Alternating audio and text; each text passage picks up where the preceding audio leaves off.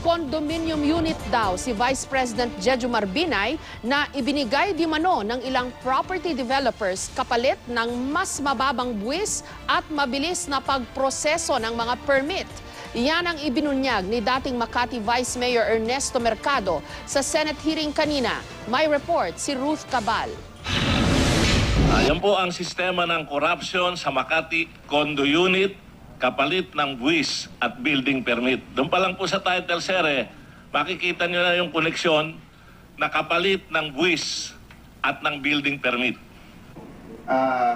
Sa pagpapatuloy ng hearing kanina ng Blue Ribbon Subcommittee, binunyag ni dating Vice Mayor Ernesto Mercado ang 6 na condominium unit na binigay daw kay Vice President Jejomar Binay. Nakapalit daw para mapabilis ang pagproseso at mapababa ang halaga para sa building permit, business permit at occupancy permit ng mga property developer. Siyempre, makikipaghagal po yung may-ari. Sasabihin ng may-ari, baka naman pwedeng i-adjust natin ng 1 taon yung occupancy permit ko. 1 taon na rin ho ulit yung mananakaw na taxes. Yung hinihingi naman sa yung condominium na 1 o 2 unit ay halagang 30 million lang din. Magpapayag ka na. Yun ho ang sistema kung bakit ba open secret sa taga Makati na si VP Binay sa kanyang panahon ng pananungkulan bilang mayor, may condominium unit kada building. Pero hindi naman ho 100%, sir. In fairness naman sa kanya, may 1 unit daw si Binay sa The Peak Condominium. Ang dami umano dito o yung pinalalabas na may-ari ay si Ariel Olivar, surveyor daw ng kontrobersyal na farm sa Rosario, Batangas. Meron din daw sa Le Triumph Condo na ang dami naman daw si Celso Santiago, tsuhin ni Dr. Elenita Binay. May 1 unit daw sa Makati Sunrise Towers Hotel o Berjaya Hotel na si Santiago rin daw ang dami. Yan po dating kay Mr. Manoling Murato. Yan ho, talagang umiyak yan taong yan. Witness po ako dyan sa iyak niyan. Dahil yan ho, nagdaan sa kutakot-takot na hirap. Hindi lang condo unit ang ibinigay niyan. Meron din daw pag-aari si Binay sa Perla Compania de Seguros Mansion Condotel na ang dami raw ay si Benjamin Zapanta, isang kontraktor sa Makati. At mga unit sa Prince Plaza 2 Condotel at Avignon Tower na pinalalabas raw na pag-aari ng mag-asawang Santos at Aurora Panlilio.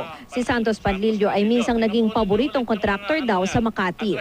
Natalakay din ang umano'y overpriced Makati Science High School. Ayon sa Commission on Audit, may nakita raw silang red flags o indikasyon na posibleng may anomalya. Noong 2007 daw, ang estimate ng Makati government aabutin lang ng 348.6 billion pesos ang pagpapatayo ng isang 10 palapag na gusali na may kabuoang 23,000 square meters na floor area. Pero inabot na raw ito ng mahigit 1 bilyong piso. Ang estimate din ng ilang eksperto tulad ni Danilo Alano ng Philippine Institute of Architects, aabutin lang ito ng 536 hanggang 644 million pesos. Habang ang pagtataya naman ni Federico Cuervo ng Cuervo Valuers nasa 489 million pesos.